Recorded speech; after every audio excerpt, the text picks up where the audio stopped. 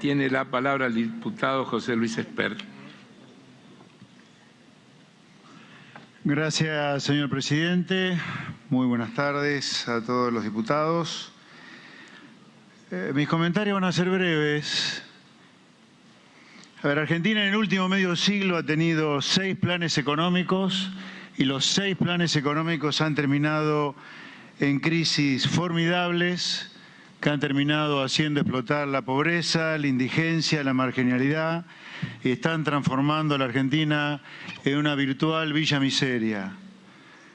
Esos 6 planes económicos que han terminado todos en crisis, en todos los casos tienen que ver con crisis de financiamiento del fisco, con un Estado que gasta más de lo que recauda.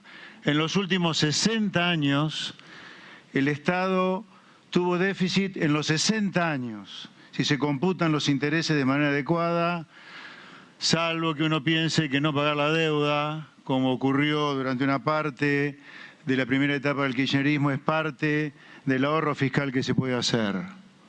60 años de déficit fiscal arrasaron con 6 planes económicos que han terminado haciendo que la mitad de la población sea pobre, 3/4 partes de los chicos en el conurbano sean pobres y muchos jóvenes emigren del país porque no ven futuro. Por lo tanto, una primera cosa que debería ser una causa nacional es que en Argentina primero desaparezca urgente el déficit fiscal y que prontamente tengamos superávit fiscal para poder bajar impuestos porque la gente no da más de pagar impuestos. Somos representantes del pueblo. El pueblo, señores, no da más de pagar impuestos. La presión impositiva sobre el sector privado era de 17 puntos del producto hace medio siglo, hoy es de 34 puntos del producto, el doble. ¿Y qué le hemos dado a cambio? Fíjense la seguridad, fíjense el servicio diplomático que tenemos, fíjense el servicio de justicia. Las Fuerzas Armadas tienen aviones que ni siquiera combustible tienen para volar. Un Estado absolutamente ausente, presente para llenarlo de amigos del poder, de ñoquis, de tranzas, de chante y delincuentes en muchos casos. Para eso sí hay Estado presente. Ahora, Estado presente para devolver los impuestos de la gente bajo la forma de bienes públicos no lo hay.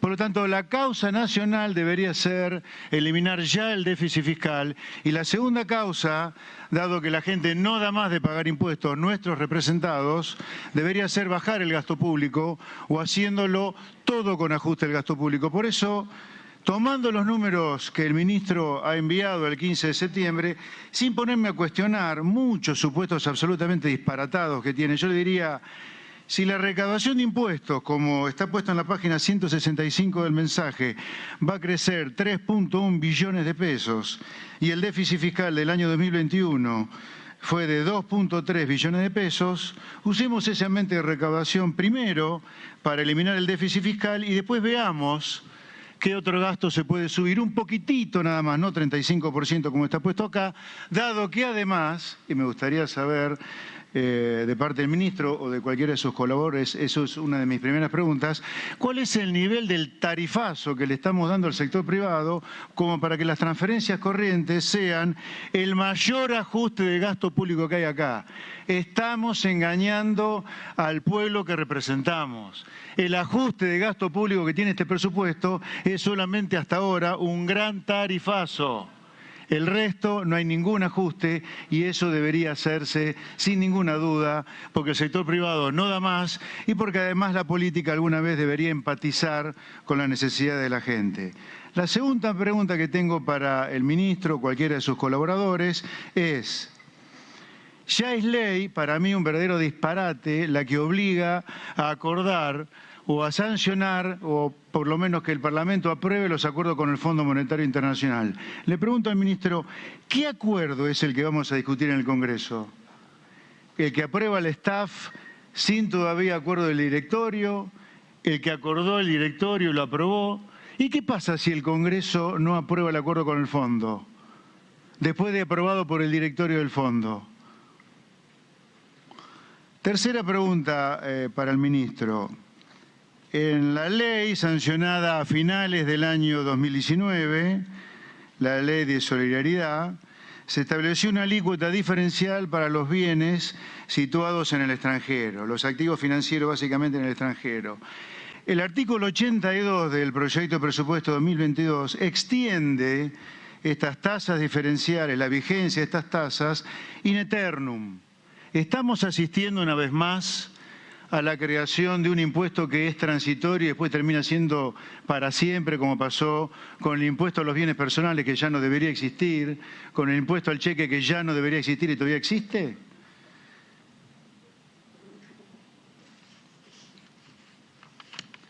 Finalmente, me interesa insistir en algo que ya se dijo acá, pero me parece muy importante.